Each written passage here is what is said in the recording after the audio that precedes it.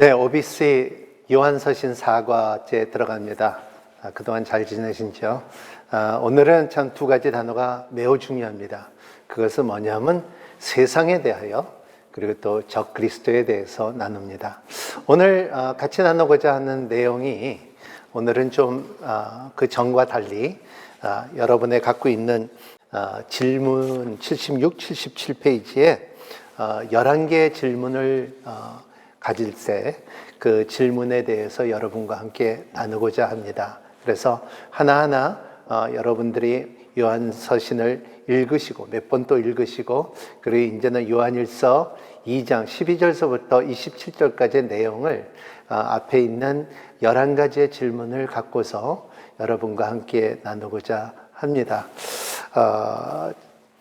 우리 그 암송구절은 오늘 2장 16절서부터 17절 말씀이죠. 우리 한번 같이 외워보겠습니다. 이는 세상에 있는 모든 것이 육신의 정욕과 안목의 정욕과 이생의 자랑이니 다 아버지께로부터 온 것이 아니요 세상으로부터 온 것이라.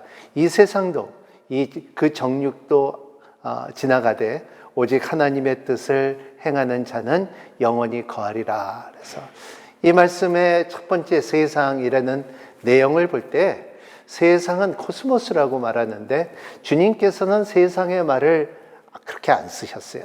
주님께서 가장 전하고자 하는 뜻이 있다 하면은 세상이 아니라 나라였죠.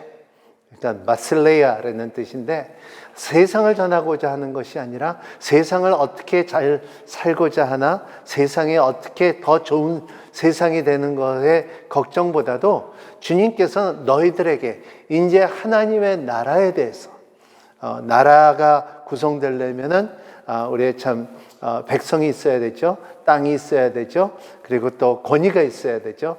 이러한 것처럼 참 주님께서는 그 하나님의 나라에 대한 대통령이 되면은 제일 먼저 선포하는 것이 뭐냐 하면은 나는 이런 일을 하겠다 하고서 대통령의 의무로서 제일 먼저 하고자 하는 일들을 선언합니다. 그래서 예수님도 마찬가지도 제일 먼저 원했던 것은 뭐냐면 하나님의 나라에 대해서 너희들이 알기를 원합니다. 이 세상의 나라가 아니라 이 세상이 아니라 하나님의 나라. 그래서 오늘은 좀 이렇게 그 나라와 좀 반대적으로 이는 세상에 있는 모든 것이 세상에 있는 것이 모든 것이 우리에게 묶을 수 있는 힘들을 이 세 가지를 내용을 담아 있고 그리고 이 육신의 정욕과 안목과의 정욕과 이상의 자랑이 있는 것이 하나님서부터 온 것이 아니요 세상으로부터 온 것이다. 이 세상도 그 정욕도 지나가되 오직 하나님의 뜻을 행하는 자는 영원히 거하리라. 여기에 줄칠 것은 거하리라. 아주 독특한 단어인데 요한복음 1장 14절에 말씀이 육신되어 우리 가운데 거하시다 이런 그 내용보다도 그거는 템포럴이고 여기는 영원히 거하리라는 것 단어가 다릅니다. 그래서 너희들이 영원히 머물 수 있는 것을 내포하고 있습니다.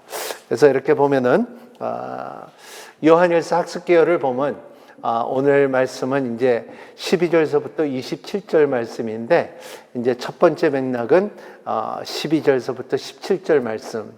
그래서 12절서부터 17절 내용은 성도들을 향한 신앙적 격려고요. 그리고 두 번째로는 세상과의 교제에 대한 경계라는 것을 이 두 가지를 말하고 있고요. 그 다음에 이제 우리 두 번째 섹션으로 들어갈 때는 요한일서 2장 18절서부터 27절에 들어갈 텐데 그래서 여기는 전체적으로 적그리스도는 누군가 그리고 적그리스도의 출현과 적그리스도의 실체와 경계 그리고 적그리스도에 대체하는 방법이라는 것을 말씀을 나눕니다. 자, 그래서 요한일서 2장 12절서부터 17절 말씀 본 단락은 성도와 세상에 대한 신앙적인 교훈을 제시하고 있습니다. 첫 번째는 성도는 누군가입니다. 그래서 여기에 성도는 누군가 물어볼 때 이게 우리의 인생에 살면서 가장 중요한 질문일 수도 있어요.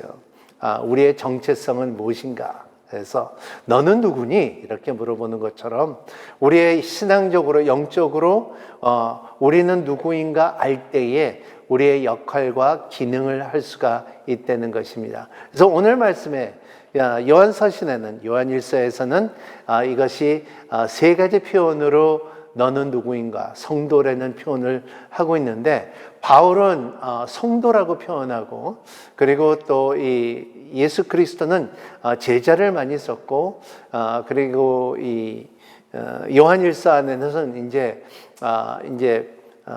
figurative language라고 하는데 이제 이러한 그 예를 들어서 말하는데 이것은 그때의 네로의 핍박이 컸기 때문에 편지를 쓸 때 직접적으로 성도를 쓰지 않았다는 것을 역사로 통하여 우리가 알 수가 있습니다. 그렇기 때문에 여기에 표현을 내포하는 것이 뭐냐면 자녀들이요, 아들들이요, 아버지들이요, 청년들이요. 이 세 가지가 나옵니다. 자녀들이요, 그리고 아버지들이요, 청년들이요. 이 세 가지를 예를 해서 말하는데 우리의 삶 가운데도 이렇게 보면은 표현을 할 때 자녀하고 그리고 이 제자들하고 다른 것처럼 여기에 자녀들이라는 표현을 좀 더 앞에 나가면서 공부하고 아버지들이라는 역할에 대해서 좀 나누고자 합니다. 그리고 청년들의 역할을 말하고 있습니다. 두 번째는 세상 속에 거하며 사는 성도들은 세상을 사랑하지 않아야 하는 이유라는 것이죠. 그래서 15절서부터 17절 말씀이 되는 것입니다. 이 세상에는 여러 가지 모습이 하지만은 세상을 사랑하면은 하나님을 같이 사랑할 수 없다는 것을 나누도록 하겠습니다. 첫 번째 질문이 나옵니다. 그래서 76페이지를 보면은 12절에서 자녀라는 호칭이 주는 메시지가 무엇인가? 우리 말씀 한번 읽어볼까요? 자녀들이여, 내가 여러분에게 쓴 것은 여러분의 죄가 그리스도의 이름으로 용서됐기 때문입니다. 그랬습니다. 그래서 여기에 자녀들이라는 말이 나오죠. 그래서 요한일서의 수신자들의 자녀라고 부릅니다. 그래서 이 자녀들은 누구냐 보면은 예수 그리스도의 이름과 피로 죄 사함을 받은 성도다 이런 것을 성경을 말하고 있습니다. 두 번째는 예수 그리스도를 전적으로 믿고 의지하는 성도의 모습이라고 그랬습니다. 성도, 이렇게 예수 그리스도를 믿고 그리고 구원을 얻는 사람들, 이 자녀를 말하고 있어요. 어둠 가운데 행하지 않고 빛 가운데 거하는 성도, 골로새서 1장 13절의 내용이 있죠. 그래서 이런 것처럼 자녀들이여 하는 것은 내가 여러분에게 쓴 것은 여러분들의 죄가 그리스도의 이름으로 용서됐기 때문에 용서를 받은 성도들을 말하고 있습니다. 그래서 자녀들이요. 그리고 두 번째는 두 번째 질문은 13절에 있는 것처럼 아버지들, 청년들 칭하고 있습니다. 각 호칭 의미는 바로 무엇인가 한번 나누고자 합니다. 우리 13절 같이 읽겠습니다. 아버지들이여, 내가 여러분에게 쓴 것은 여러분이 태초부터 계시는 분을 알기 때문입니다.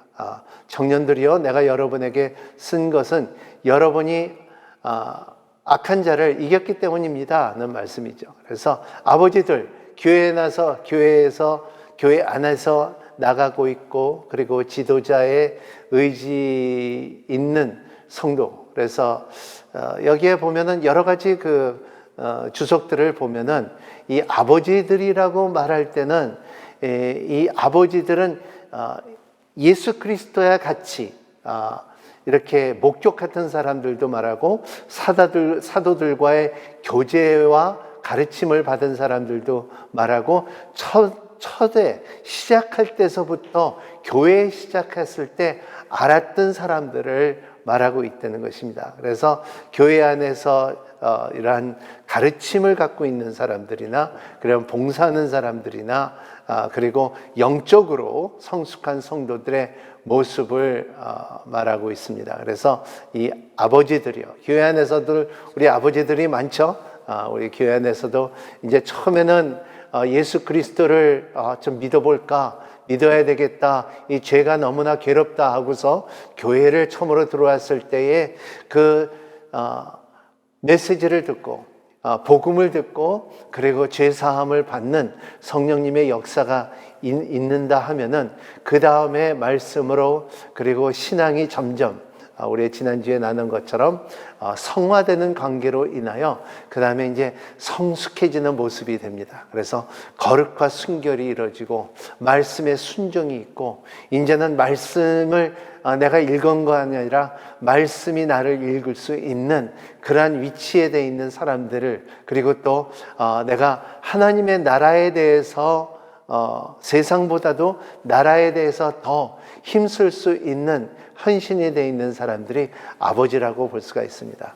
청년들을 볼 때 젊은 성도들을 또한 영육간의 강건한 신앙의 모습을 갖고 있는 사람들에 지칭하고 있죠. 청년들은 힘이 있습니다. 모빌리티, 이런 움직임이 있습니다.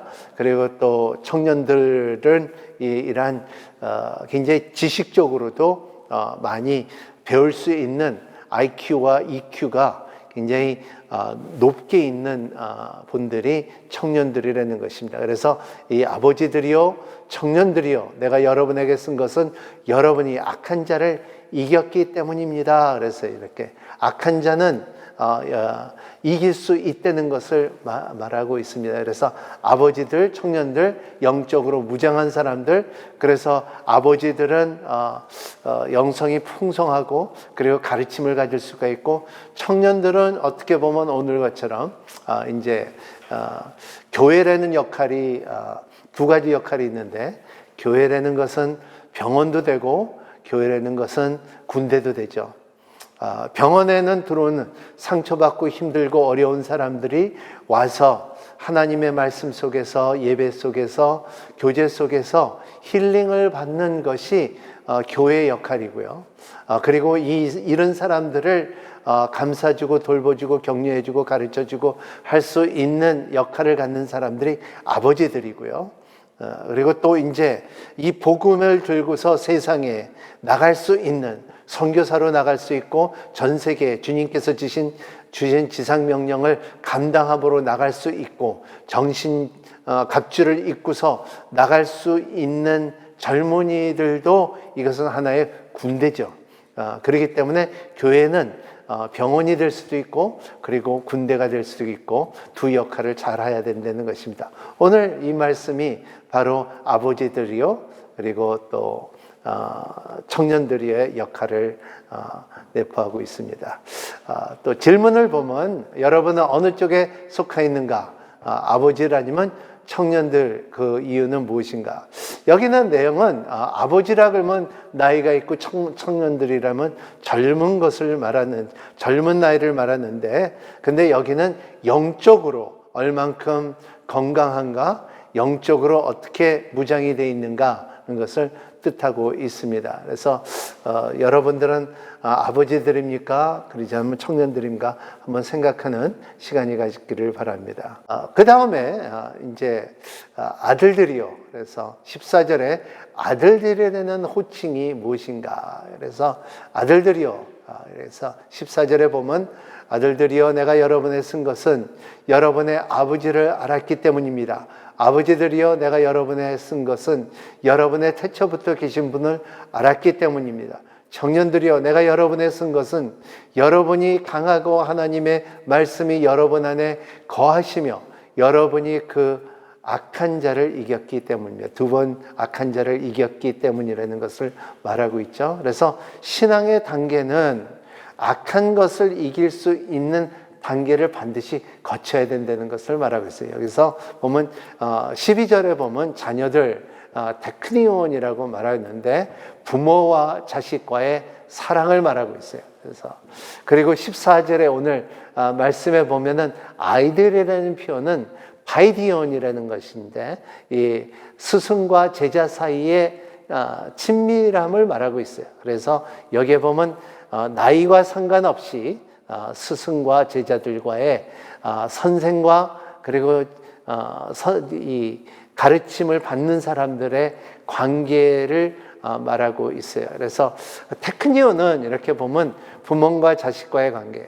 제가 이제 사는 아파트에는 밑에 유치원이 있습니다. 유치원에 보면은 거기에 다들 보면 아이들이죠. 그러니까 배우러 온 아이들이죠.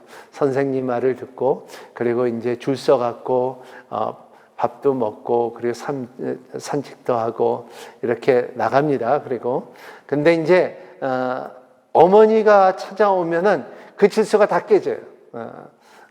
왜냐하면 어머니가 왔기 때문에.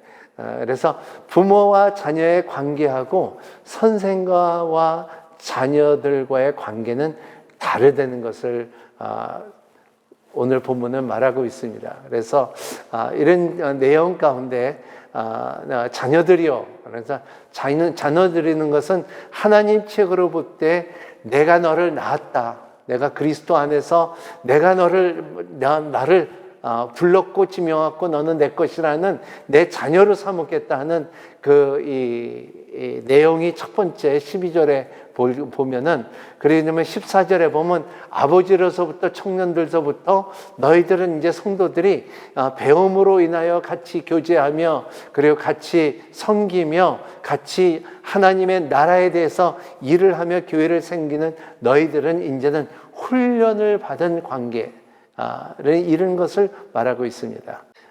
네 번째 질문에 태초부터 계신 분은 문맥상 누구를 지칭하니까 이렇게 보면 문맥상 보면 태초부터 있는 생명의 말씀. 그래서 14절 한번 읽어볼까요? 아이들이여 내가 여러분에 쓴 것은 여러분이 아버지를 알았기 때문입니다.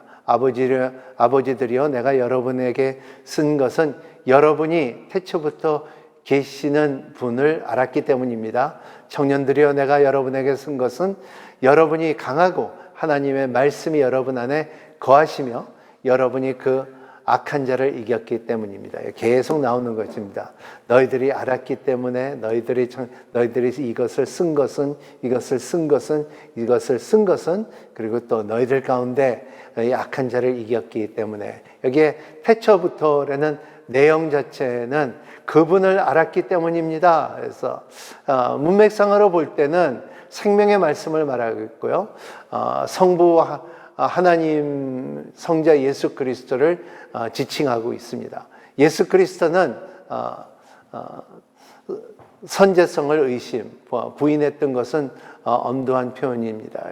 여기에 보면 이단에 대해서 말하고 있죠. 그래서 지난번에 나눴던 것처럼 영지주의를 대해서 그래서 예수 그리스도의 신성과 그리고 성육신을 부인하는 자들에 대해서 일부러 그렇게 쓴 것은 태초부터 계신 분을 이렇게 말하고 있습니다. 왜냐하면 그때만 해도 예수 그리스도는 몸으로 왔기 때문에 예수 그리스도는 신이 아니라는 그 이단들이 많았죠. 그래서 태초부터 계신 분을 안다. 그 노스코르라는 뜻인데 정보적인 지식과 체험적인 지식, 친밀한 이 관계를 갖고 있는 것을 표현하고 있습니다. 나는 그에 대해서 안다, 대해서 아는 거하고 그를 아는 거하고 다르다는 것입니다. 그래서 우리 성도들이 말하기는 이제 난 사모님을 안다 하는 개념하고 내가 우리 사모님을 안다 하는 거하고 다르죠. 그냥 안다는 것은 들었다, 봤다, 이름도 안다 하지만은 나는 성격과 그리고 그 뭐를 좋아하는가 그리고 이 삶 가운데 어떠한 경험이 있고 그리고 어떠한 기능과 역할을 갖고 있는 것을 알고 있죠. 이런 것처럼 태초부터 아버지들은 청년들은 너희들은 안다. 태초부터 아는 그 아버지들이요 이렇게 말하고 있습니다. 그래서 오늘 이렇게 보면 세상에 대해서 말할 때 세상을 이겼노라 하는데 이 세상을 이기는 사람들이 누구냐? 그러니까는 자녀들이요, 아버지들이요, 그리고 청년들이요. 이런 사람들이 세상을 이길 수가 있다는 것입니다. 그래서 자녀들은 예수 그리스도의 보혈로 거듭나고 그리고 죄사함을 용서받은 사람들이고, 그리고 아버지들이요 하는 것은 태초부터 그 시작했던 때부터 알았던 예수 그리스도 신실한 복음이 무엇인지 알았던 아버지이고, 그리고 예수님의 가르침을 분명히 알았던 사람들이고, 그리고 이 사람들은 알리는 사람들이죠. 그래서 또 이 청년들이라는 분들은 이제 훈련을 받고 말씀으로 무장됐으며, 그리고 이 사람들이 이제 어디를 가든지 이 예수 그리스도의 증인이 될 수 있는 사람들입니다. 성도는 태초부터 예수 그리스도의 십자가 대속의 은혜로 죄사함을 받아 그분을 아직 영적 지식과 참된 사귐에 충만하며 그 악한 자와 영적 전쟁 속에 승리하는 정체성을 가진 존재다. 그래서 성도라는 내용을 갖다 정리를 합니다. 그래서 이런 것을 또 이제 15절을 보면은 아버지의 사랑은 어떤 의미로 해석할 수 있을까? 그래서 아버지의 사랑에 대해서 15절 읽어볼까요? 여러분들은 이 세상이나 세상에 있는 것들을 사랑하지 마십시오. 누구든지 세상을 사랑하면 아버지 사랑이 그 안에 있지 않습니다. 그래서 우리가 이렇게 이 말씀을 보면서 그렇게 세상의 힘이 강할까? 아버지 사랑이 없어질 만큼 세상의 사랑에 힘이 있을까? 이런 것을 볼 때 아버지 사랑이 그렇게 과연 약한가? 이런 생각도 가질 수가 있습니다. 그래서 여기에 의미를 보면은 예수 그리스도의 십자가의 은혜로 인하여 하나님으로부터 영생의 죽음을 받은 것을 알고, 그리고 자녀들이 이미 아버지를 알고 있다는 내용을 알고, 아버지의 자녀들을 즉각적으로 아버지의 사랑을 경험한다 그랬어요.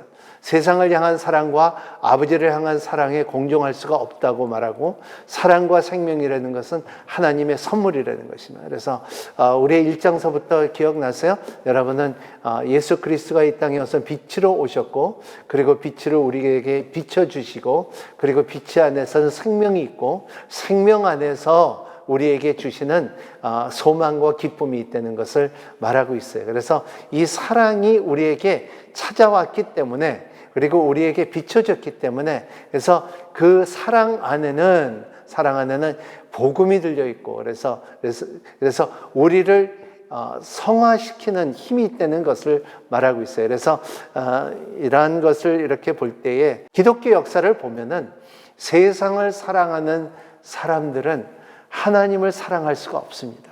그리고 하나님을 사랑할 수가 없으면 그 형제 자매를 사랑할 수 없습니다.